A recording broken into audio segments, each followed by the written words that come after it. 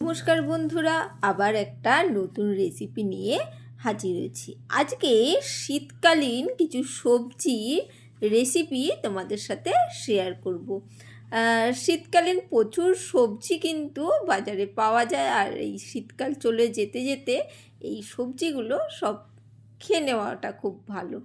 তাই নিরামিষভাবে বানিয়েছি। নিরামিষ দিনে অবশ্যই এই শীতকালীন সবজি তোমরা একদিন ট্রাই করে দেখতে পারো। দেখো কত রকম সবজি এখানে নিয়েছি: গাজর, পেঁপে, আলু, ব্রকলি, ক্যাপসিকাম, শিম, বেগুন, অনেক সবজি রয়েছে, টমেটো তো রয়েছে। চলো দেখে নেওয়া যাক কীভাবে কি করেছি। যারা প্রথম দেখছো বা নতুন পুরনো সব বন্ধুদের বলছি, একটা লাইক দিয়ে ভিডিওটা দেখা শুরু করো।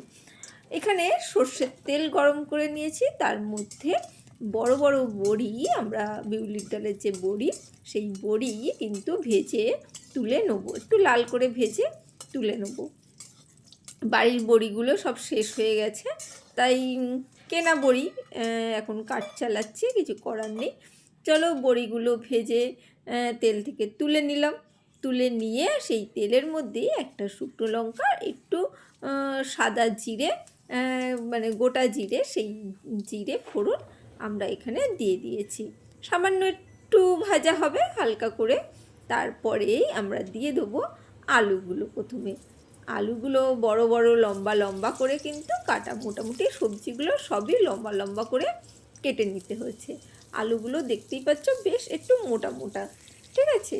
এইভাবেই কাটবে, ভালো লাগবে। একটা গোটা বড় আলু কিন্তু আমি এখানে ব্যবহার করেছি, দুটো তিনটে করিনি, একটা বড় গোটা আলু এইভাবে কেটে নেবে।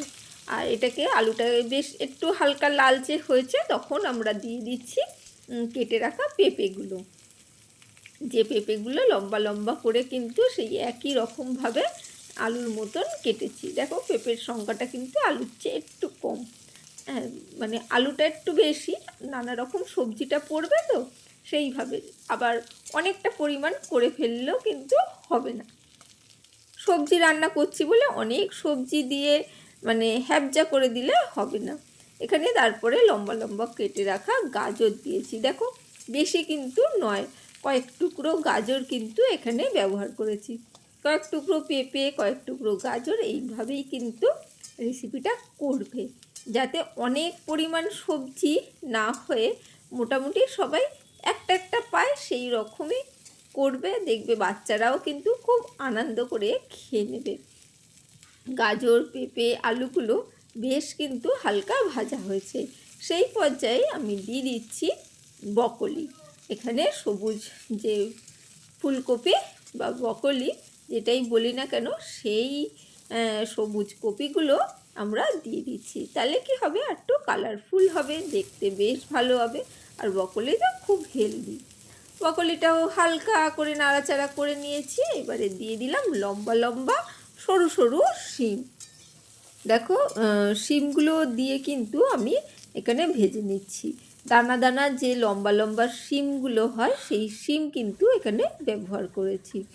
আর ওগুলো ভাজা হচ্ছে, আর গ্যাসের ফ্লেমটা একদম লো করে নিয়েছি। লো করে এখানে শিলনোড়ায় কিছুটা আমি নিয়ে নিচ্ছি সাদা তিল, ঠিক আছে? সাদা তিল নিয়ে তার মধ্যে নিয়ে নিচ্ছি সর্ষে, সাদা সর্ষে।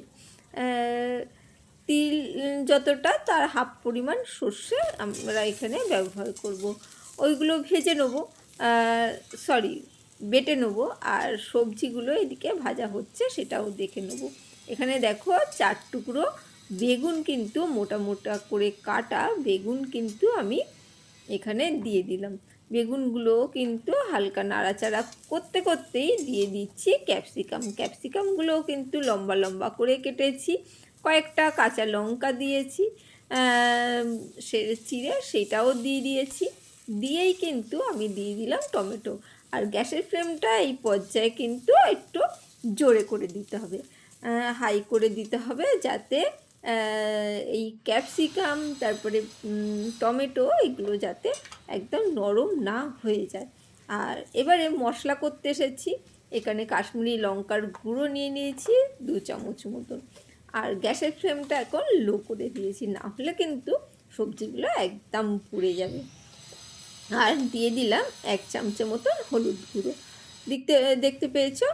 আর এখানে দিয়ে দিচ্ছি একটু জিরের গুঁড়ো, ওই 1 চামচের মতন, সেইটাই একটু জলে গুলে নিচ্ছি হালকা করে, সামান্য একটু জল দিয়ে ভালো করে মিক্স করে নিচ্ছি।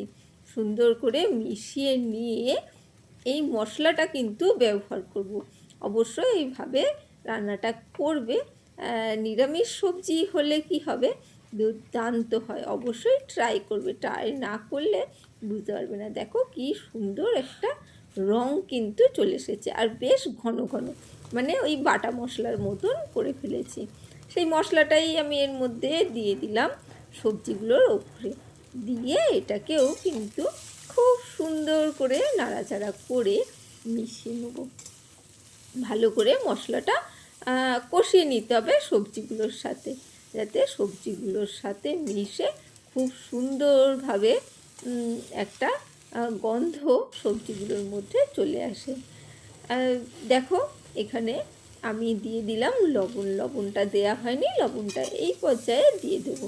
এবারে লবণ দিলে কোনো অসুবিধে নেই। এর আগে লবণটা দিলে কী হতো, বেগুন টেগুনগুলো বেশ কিন্তু নরম হয়ে যেত, তখন ঘেটে যেত। আমি কিন্তু কোনো ঘ্যাটের রেসিপি কিন্তু এখানে করছি না। অবশ্যই করে দেখো, বাচ্চারা কিন্তু বেশ আনন্দের সাথে খাবে। অনেক সবজি কিন্তু পরিমাণটা অল্প, দেখো সব কিন্তু অল্প অল্প করে পরিমাণ দিয়েছি। মশলাটা ভালো করে নাড়াচাড়া করে কষিয়ে নেওয়ার পর ওখানে তিল আর সর্ষে যেটা বেটেছিলাম সেইটা বাটাটাও দিয়ে দিলাম, সেটাও দিয়ে কিন্তু হালকা নাড়াচাড়া করে নেব। খুব বেশি নাড়াচাড়া করব না, সর্ষে দিয়েছি সেই জন্য। আশা করি তোমরা রেসিপিটা দেখে খুব আনন্দ পেয়েছো। তাহলে অবশ্যই লাইকটা দিয়ে দিও, আর যেসব বন্ধুরা নতুন দেখছো তাহলে চ্যানেলটাকে সাবস্ক্রাইব করে রেখো। তাহলে এই ধরনের নতুন পুরনো নিরামিষ আমিষ নানা রেসিপি কিন্তু আমি শেয়ার করে থাকি। সেই রেসিপিগুলো আমি যখনই দেবো তোমাদের সময় সুযোগ মতন দেখে নিতে পারবে। দেখো একটু জলও দিয়ে দিয়েছি, সামান্য খুন্তি এবং মশলা ধোয়া জল কিন্তু দিয়ে এবারে আস্তে আস্তে নাড়াচাড়া করে মিশিয়ে নিতে হবে। নতুন পুরনো সব বন্ধুদের জানাই অসংখ্য ভালোবাসা আর অনেক অনেক ধন্যবাদ যে এতটা সাপোর্ট করার জন্যে। তোমাদের সাপোর্ট না থাকলে কখনোই এত দূর এগিয়ে আসা যায় না, আর এইভাবে প্রত্যেক দিন ভিডিও দেওয়া যায় না। তোমাদের ভালোবাসা আছে বলেই ভিডিও দেওয়াটা আনন্দের সাথে, মানে আনন্দ পাই আর শেয়ার করার ভরসা পাই। জানি বন্ধুরা আছে, হাতটা শক্ত করে ধরবে এবং ভিডিওগুলো দেখবে। আমিও কিন্তু তোমাদের ভিডিওগুলো প্রত্যেকটি ফুল ওয়াচ করে দিই। একটু দেরি হচ্ছে, কিন্তু ঠিকঠাক সময়ে কিন্তু আমি দেরি হলেও কমেন্ট ধরে আমি কিন্তু মোটামুটি তোমাদের সব ভিডিওই দেখে দেওয়ার চেষ্টা করি।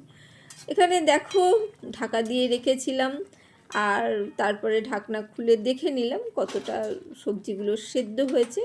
সেই পর্যায়ে সেদ্ধ হলে এরপরে আমরা দিয়ে দিলাম ভেজে রাখা সেই বড়িগুলো, দিয়ে একটু নাড়াচাড়া করে গ্যাসটা বন্ধ করে দিলেই হবে। এবারে কিন্তু ঝোলটা আস্তে আস্তে সবজিতে যতটা রয়েছে কিন্তু সেগুলো টেনে যাবে।